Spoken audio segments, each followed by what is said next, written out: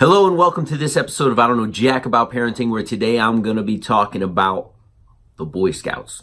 So the big question is this: how are parents like us, who don't have a manual, who are doing the best we can, who feel as though we aren't enough, how are we going to raise healthy, happy children who we are proud of and still keep our sanity in that process? That's the question, and this podcast will give you the answers. My name is Ryan Roy, and welcome to I Don't Know Jack About Parenting, a podcast for parents who are being real with themselves. Hello and welcome back to this episode of I Don't Know Jack About Parenting, where today I'm going to be talking about the Boy Scouts. Or is it just the Scouts? So I'll just be upfront and transparent. I've never been a Cub Scout, a Boy Scout, an Eagle Scout, any Scout for that matter. For those of you who don't know, if you're listening for the first time to this awesome podcast, I Don't Know Jack About Parenting, I grew up without my father. We kind of, were in survival mode growing up. So things such as organized sports or after school activities that needed to be paid for, things like the Boy Scouts for my sister, the Girl Scouts were just not in our repertoire, if you would. It's not something that we did as a family. As a matter of fact, I had my own Boy Scout scenario where I grew up in an area at the younger age, up to age almost 8. We lived in a community where there were just a lot of kids, and we had a wooded area, and the older kids would teach us how to tie knots and, for lack of a better term, set the forest on fire out back, and we'd pick blackberries and blueberries and strawberries and wild raspberries, and I just remember building forts in the woods and finding scrap wood. And I remember a friend of mine and I, we would go and we went and found change literally in our cushions of our couches, and pretty much grabbed our piggy banks and got like $7 to go get a hand saw, and we went over to the local, which was right next to our neighborhood. So don't picture us like driving way down the road to Walmart or anything like that, but it was right next to the neighborhood. It was actually called Stars up north in Connecticut. We bought a hand saw so that we could build forts as we cut branches off, and we figured it out. We had our own version of the Boy Scouts, of our own creativity, and we figured a lot of stuff out on our own. The Boy Scouts. Now, I'm just going to be transparent here. Like, I look at those uniforms and I'm like, I don't want to wear that thing. I'm a guy who loves his t-shirts, his jeans, very casual flip-flops, pair of shorts, growing up in South Florida on a beach after we left Connecticut.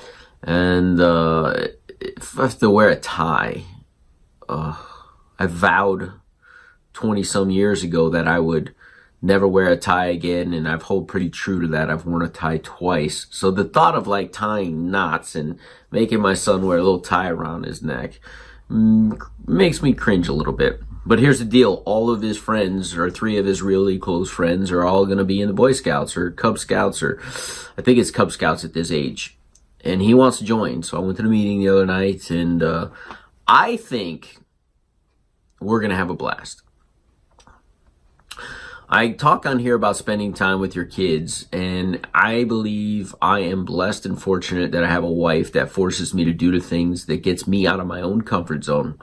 Not that Boy Scouts in and of itself is out of my comfort zone, or spending time with my kids is out of my comfort zone. It's not something I would sign up for on my own if my wife didn't say, hey, this is what he wants to do, we're signing him up and you're getting involved. Kind of the same thing happened with the little guy in swimming. I was like, man, I got to get in the pool with the 2-year-old who doesn't want to be there. And the first day he screamed his head off because he just doesn't like the water. The second time we went, it was less, and now he loves going to the pool. And it's really that dedicated hour of time in the car, driving over there, talking to him, the 25 minutes that we're actually in the pool, getting undressed and into, new clothes, coming home. I bathe them, get the chlorine off of them. And it's probably an hour and 15 minutes of he and I getting really dedicated time together. And I know he looks forward to it. I know my son's going to look forward to these Boy Scouts. We're going to go on multiple trips, camping trips. We're here outside the Atlanta area. We have one of the best seaquariums or aquariums in the world right down the road from us. And I heard that they actually the Boy Scouts get access to the building after hours and get to camp in this thing.